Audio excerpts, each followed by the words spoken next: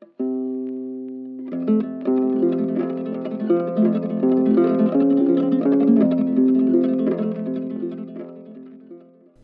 and welcome back to Project Seawolf. So last month I was able to go see a Tayana 37 for sale in the Puget Sound, and that's one of the target boats that I want for the around the world trip. So in terms of blue water sailing, I think the Tayana is a fantastic choice. It's been around the Southern Capes, it's got a great pedigree, and there's a big community around Tayana, so I wanted to take a look, and I liked what I saw. So then I made an offer on the dock for $42,000. It was listed at $55,000. The broker said no, so I raised it to $48,000, and the broker said, yeah, sure. And then we went back to our respective offices, and they sent me this offer to purchase earnest money agreement, and I reviewed it with my team, and we found some pretty awful open ends in it that they could write any amount in and it would be charged to me. So let's go through those. Now, having ADHD, I saw this as a block of text, and I knew I would need to bring somebody else in and help me. This made the broker very angry. They said that don't bring anybody else in. They don't know our business. But I think that's not true. I think you should probably review this paperwork with other people. So that's a red flag. Another red flag was when I made the lowball offer, they got very angry. So I should have just cut it off there. I should have just left, but I made them a more reasonable offer. So let's go through this. So at the top, there's the information about the boat, and we go down. There's the tender information, the total price. Yep, that's correct. And 8.8% excise tax. Yep. And then the biggest issue with the first sheet that they sent me was this TBT, so to be determined. They could write anything in there. And it doesn't need to be vague. They can write a range. It won't be more than $500. That's reasonable. Moving down the document, I noticed that they didn't list any of the equipment that it was coming with. So this particular Tayana had a wind vane and all the solar and tons of equipment on board that was worth quite a lot, and it wasn't listed as being included in these check boxes. And then in C, you can see near the end there's an ETC, and that's another open end where anything can be written. But this particular ETC is referring to services that I would ask for, so nothing that I haven't asked for or won't ask for isn't included. But if there's an ECT and it refers to anything that the seller wants, then that needs to be called out. Looking at number 3, it's really important with this particular Tayana. This particular Tayana has a brand new motor in it with 300 miles on it, which was very suspicious. So in that it was still selling for the price of a Tayana with a non-functional motor. What's suspicious about number 3 is that the title of the vessel is free from all liens and encumbrances unless noted herein, and there's no list.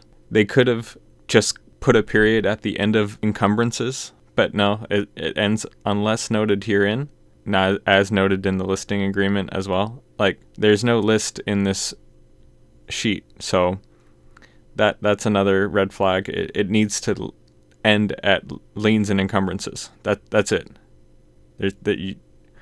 If there's none, then what's the problem with ending it there?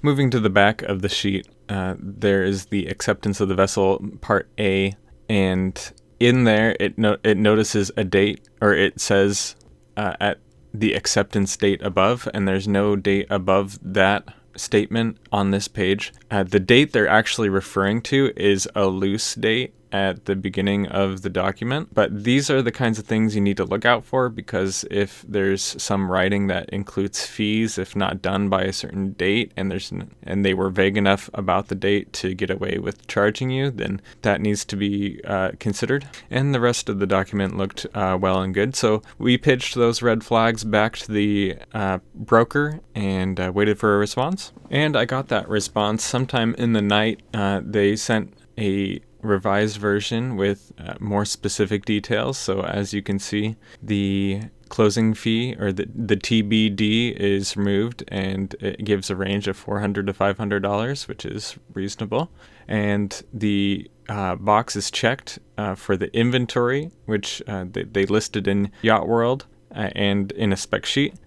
So there's the list of equipment that it would come with. So that's great. They didn't get rid of the ETC, which is fine because that's stuff that I would have to ask for specifically. And they didn't end it at liens and encumbrances. So there's still a period there. So that's a red flag that they can't just end it at encumbrances. Okay, moving on to the back. They didn't specify the date, but they did explain to me what vague date that meant, and that I wouldn't be screwed over by that. And so I probably would have signed this agreement. But in the morning, they sent me an email saying that they accepted a purchase offer from another person, and proceeded to blame me for my hesitancy and for including other people in my review of the document. So that person must not have bought the boat, because they called me back a couple weeks later. But I would never work with this broker again. It was terrible. They were awful to deal with, and really so hard to break into buying a boat again. So I'm going to continue to look for boats, and I've had some suggestions for better brokers in the area, and hopefully they can find me one of the target boats that I mentioned in the boat shopping videos. So stay tuned, and hopefully we'll be on a new boat sometime soon. I'm really excited to get started on the next phase of this project, and to get into repairing the next boat and getting it ready for sea and sailing again. So thanks for sticking around. If you want to help out, there is a donation button, and that will help me be able to afford the next boat. Because with this boat, I campaigned for a few days, a week, trying to pull together enough loans to be able to get this boat should the purchase go through. Honestly, it's a big weight off my chest that it didn't, and it was at the pricey end of what I'm looking for. But again, this boat had a ton of equipment. It was a good model. There were a lot of issues with it, like the chain plates and stanchions were both leaking, but it was a Tayana and cutter rig, which is great, and it had everything that I needed for going offshore, including desalination and the wind vane. So if you're curious about what kind of boat I'm looking for, you can go back and look at the Blue Water boat shopping. And thanks for watching. Bye.